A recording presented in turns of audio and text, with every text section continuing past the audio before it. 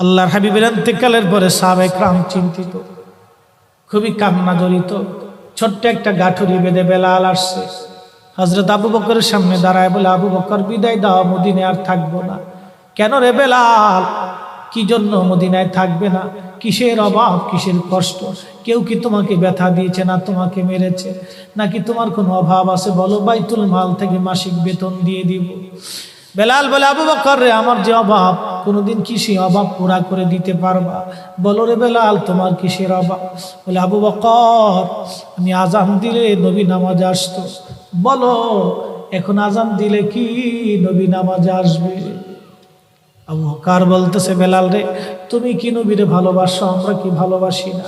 বেলাল বলে, আবু বকর, তুমিও ভালোবাসো, আমিও ভালোবাসি। শোনো গো আবু বকর, তোমরা নবীজির রওজা শরীফ দেখলে সহ্য করতে পারো? আমি বেলাল যখন আজান দিয়ে নবীর রওজা শরীফের দিকে তাকাই, আমার কলিজা গুলি ফেটে ফেটে আসে। আমি বরদাস্ত করতে পারি না, সহ্য করতে পারি না।